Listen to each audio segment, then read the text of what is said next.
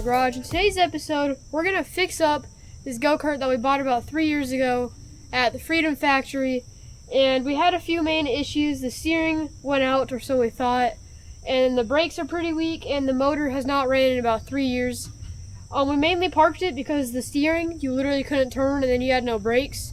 So you basically just could not ride it at all. I'm going to show you guys the issue and how we fixed it on the steering. And then we're going to get right into the motor. It's sat with ethanol fuel, the tank is destroyed, and the carb is destroyed. So we're going to see if we can get this thing fired up and go rip it around in the hayfield. So this go-kart here is fully custom. We bought it again about 3 years ago. And this is actually a golf cart steering rack, or steering assembly box, whatever you want to call it. And the steering, you would turn the wheel, the wheels wouldn't move, and it would make a grinding noise. So I instantly assumed this was stripped out, or the pinion gear inside. And as I was uninstalling it to try to get a better look at it to order a new one, we came across that this bolt right there was loose. That mounts the steering rod to the pinion onto the steering rack. And we tightened it up, and we have great steering now. Works flawlessly like it used to. And I think it came loose because there's no middle mount on this. So it tends to move really easily and shake the end right there. So we're probably just gonna weld it on. Because since this is in the right position, this should never go bad. So I think we're just gonna tack it on, or maybe just JB weld the screw in. But as for a motor, it has a Predator 212 gasoline engine. Again, it hasn't ran in about 3 years. Air filter's pretty dirty. And if we look in the tank here, as I said, it's sat with ethanol fuel, and it is green and misty inside. And if it's like that in our tank, I'm assuming the carb is trashed.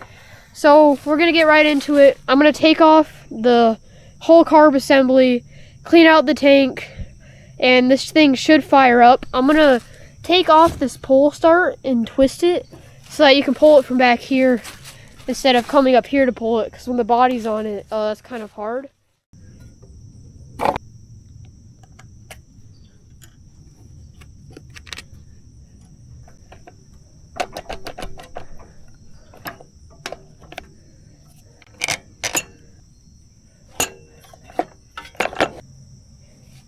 So I got the tank off, I drained everything out, and then I got this installed back on. The air filter should be good enough, I think. It's somewhat dirty, but I don't have a replacement currently. So I think what we're going to do now is pull the spark plug, see if it's running rich or lean, and then we're going to do a spark test, fill some gas into this thing, and we'll see if it'll fire up. So this is the spark plug, and it looks like it is running perfect. It's not too charred, but it's not too clean, which means it's running right in the middle of rich and lean, which is obviously the best spot to run in. So now that we know that we have a good spark plug and it's running good, we're going to see if we have spark. So basically, I'm going to set the spark plug on the head of the engine, crank it over, and if I see a blue spark, we should have spark. Oh yeah, that's good spark.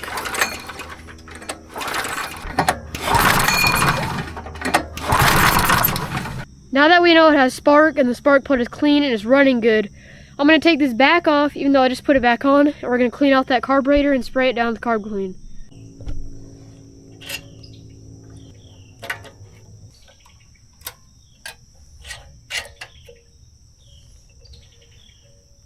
Carburetor is off. Now we're going to take off the bowl and see how it looks inside.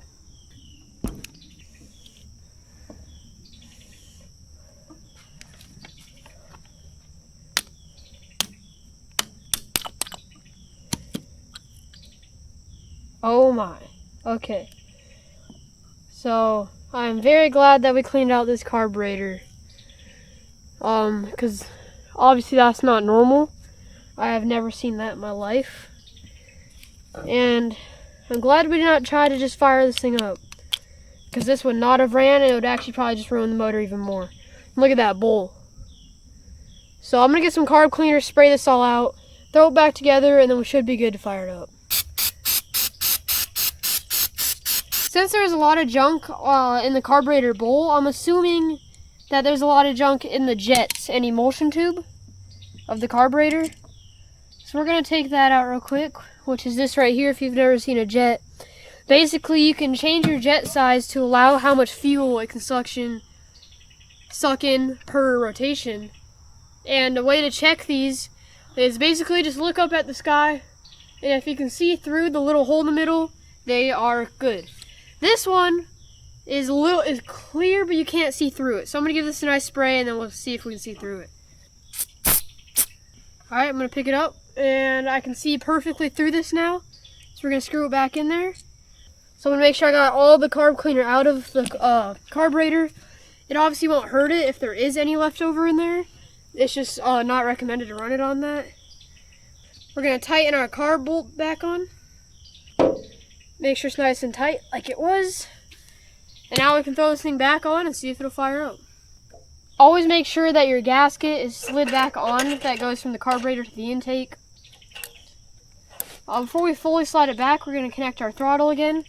Make sure that it works fully and disengages fully. Slide that back on there. We're going to put our fuel line back on. We're going to put our other gasket back on. Make sure it goes on the right way. So this is going to go that direction. There's like 10 different directions that these can go on, so be careful so you get it on the right way. We're going to get this slid back on. Those two mounts, and then we're going to make sure we put our tube back on here. Make sure these are nice and tight. Now we're going to head over to the gas pump, fill this thing up, and then we'll see if this thing will start up and take it on its first rip in 3 years.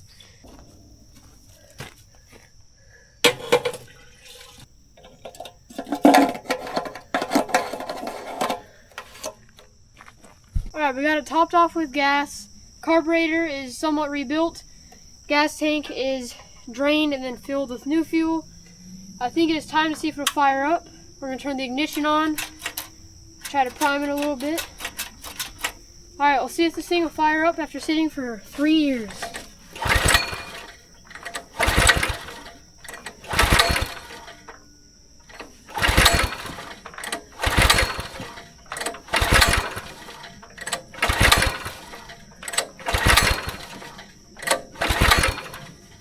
Quick mistake I just realized, I forgot to put the choke lever on. So I'm going to speed run, take this thing back off, put our choke lever on, and then this thing should fire it up. Okay, about 2 minutes later, I got this thing put back on. We're going to set our choke on to run, turn our fuel on, prime it again, ignition on. Let's see if this thing will start after sitting for 3 years.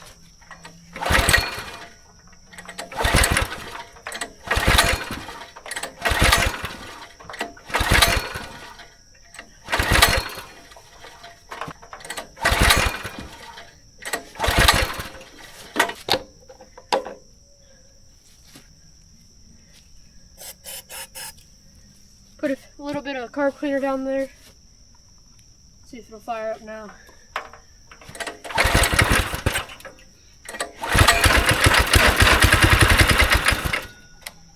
Okay, it fired up for a second.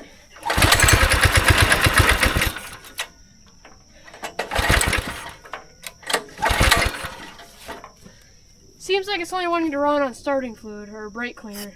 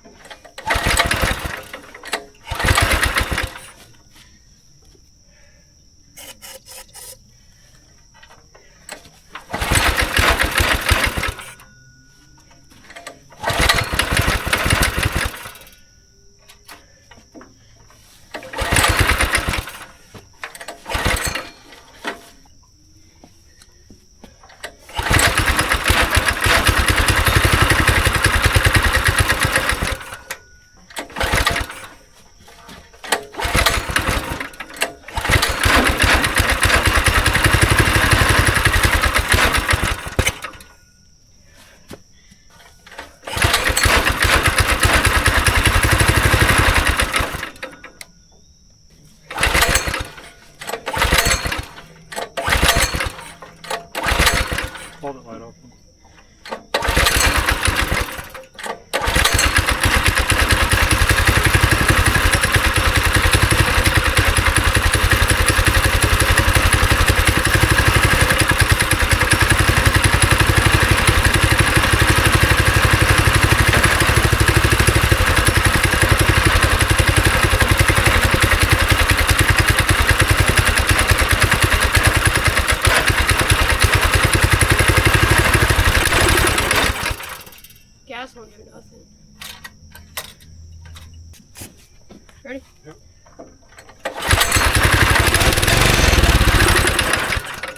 switch it to run. Go it again.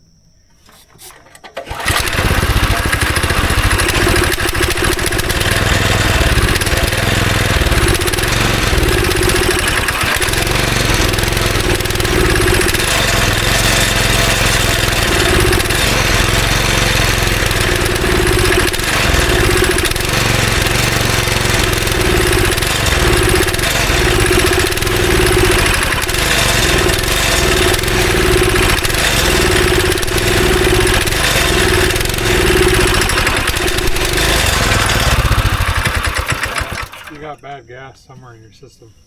Alright. You smell that, right? Yeah. Okay, well, it runs. Yeah. Good job, buddy. Thank you. So we got it to fire up. It smells awful and it runs awful. There's still some bad gas somewhere in the tank, like in a little pocket that I couldn't get out. So tomorrow I'm going to come back. We're just going to keep running it till it burns out the bad gas and we should be good to go.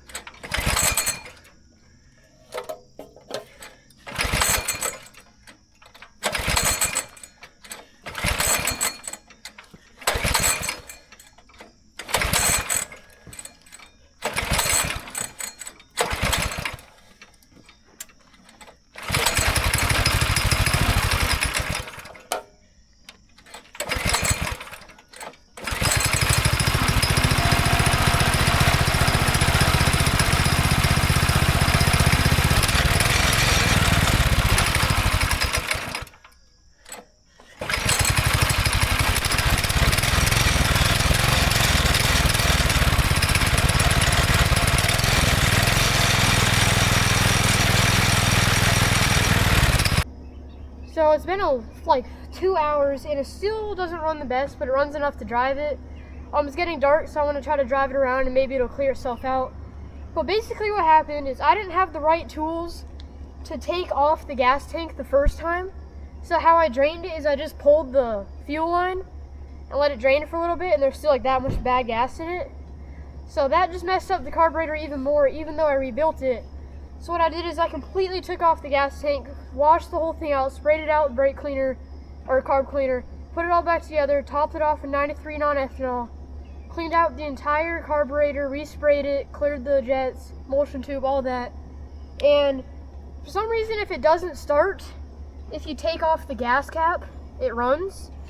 Because something with vacuum is messed up, which is where there's not enough air, can't pull the fuel into the line. There's not an air circulation to fill in the air displacement in the gas tank to pull out the fuel.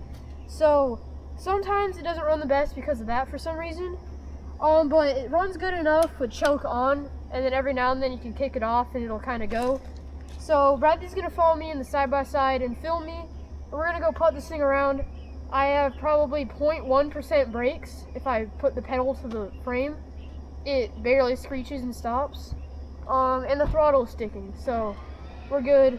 And also I think the steering's coming loose again, so I don't know. We should be good though. Yeah, let's go get this thing ripped in the hayfield and see how it performs, and maybe if it'll clear out.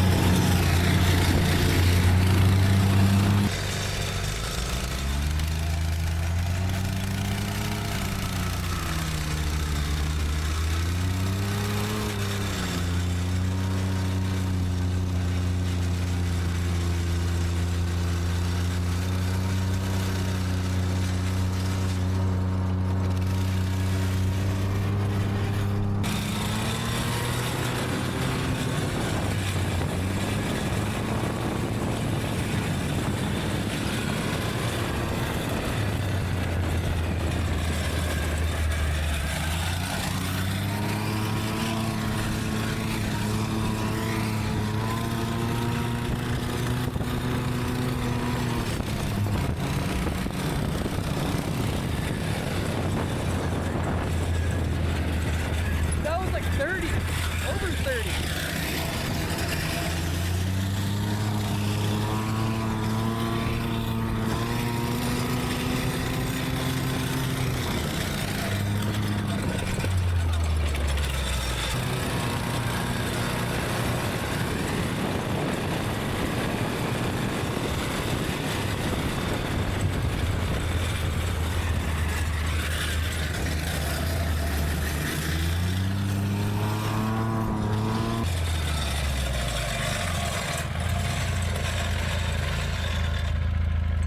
Well guys, we just got done successfully ripping.